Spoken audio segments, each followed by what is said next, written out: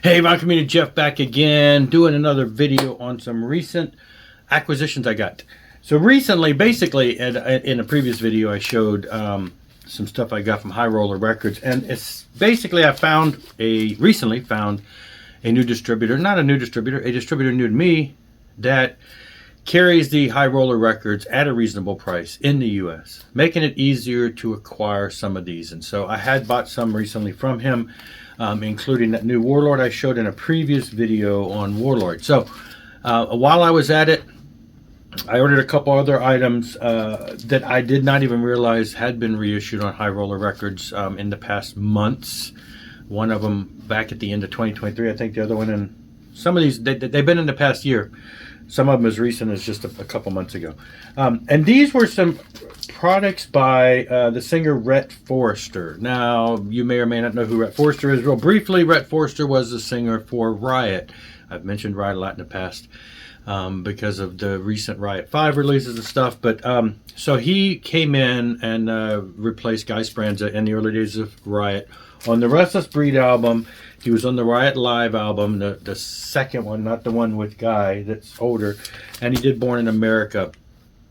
And then that was about it. So after that, that's when Riot basically went on a hiatus for a while. And then when they returned with Thundersteel, it was a whole new lineup. Well, Rhett went on to do some other stuff. He did some, work on the Thrasher project, which was Carl Kennedy and the New York group, and people from all kinds of bands at that time got together and just did a bunch of cool stuff. Even some guys from, the Exciter and stuff. I remember back in the day just loving this because I had so many of the top musicians in the, somewhat underground at the time. So he did some stuff on that. Then he came and resurfaced and he did all the vocals on the, I think this was is this the first Jack Starr solo album? Jack Starr was a guitar player for Virgin Steel, first couple albums, and then he went solo. Since then, he's done most everything. Jack Starr's blah, blah, blah. He's got various different names for different projects he's got, and continues on putting out great music to this day. But this was, I think, one of his first solo albums, and Rhett does all the vocals here. Love this album, absolutely love this album. Great guitar talent, great musical singer talent. So then he kind of, disappeared from the music scene, and then in 1994 he was shot and killed.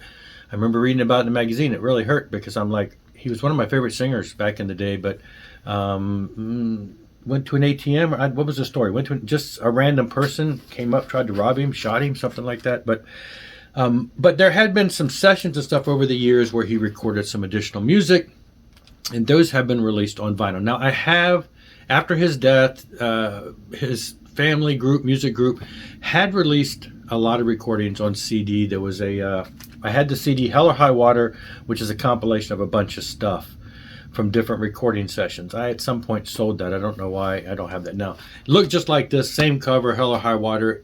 A lot of the same songs, but not really the same album. This album incorporates, it's actually a double record set, and it incorporates sessions from the Dirty Water sessions, Dog Bone sessions, Thrasher project, which is that album I showed. There's a track from that, and the Clear Lake sessions. So bunch of different stuff here.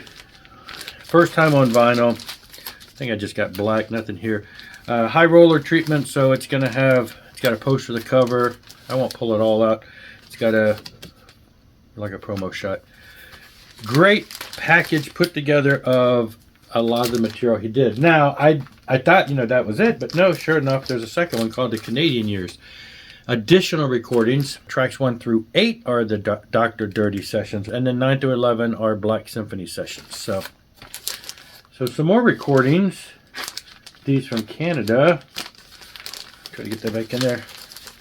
Also on black vinyl. Also similar treatment where there is a poster of the cover.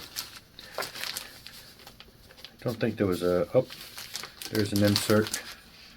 Got like a story thing there. So some of these songs were not on that CD that I had. Some of them were, and some of them I find are not. So having these on vinyl are very much a welcome to my collection. Now, while I didn't buy this from the same guy, but I happened to stumble across, I just said, what else is out there? Went to Amazon, and Gone with the Wind, which is one of the early, because, now, yeah, I didn't mention that. I'm getting ready to mention that. After he left Riot and all of that, after Jack Starr, he did some albums, just Rhett Forester. This is one of them, Gone with the Wind. And I did find this on Amazon for in the teens.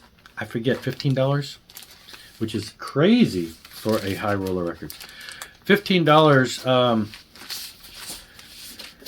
for his, this is, I believe, his second solo album, Gone with the Wind. So, I went ahead and bought it. I was hesitant because I'm kind of getting in that mode where if I have the original, I really, unless there's something about buying it again, I've been kind of leering away from that. And so I almost didn't, because I already have Gone with the Wind. I have an original copy. It's cut.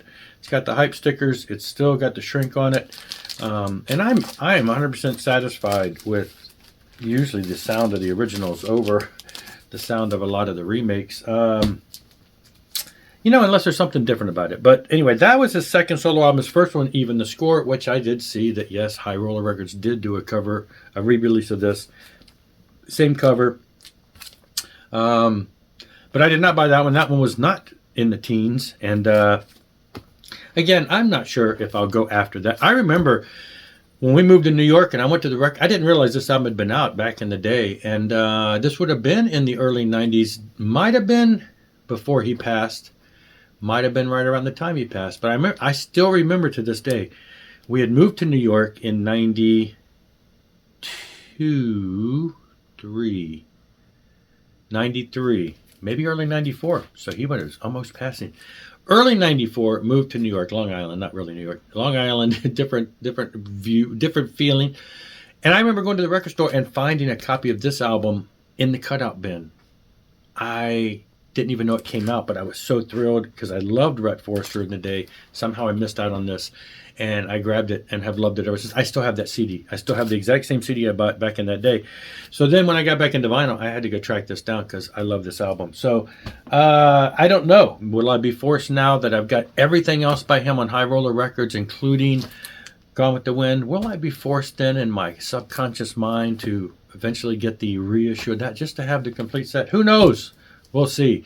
It probably won't be unless it drops down into the teens like the other one. But that's it for this one. Check it out. Rhett Forester's unreleased stuff, or less known stuff, is available now on High Roller Records. Great stuff, great packaging, great music, high quality stuff. Check it out if you like him, because I do. I'll see you later. Rock on and rock hard.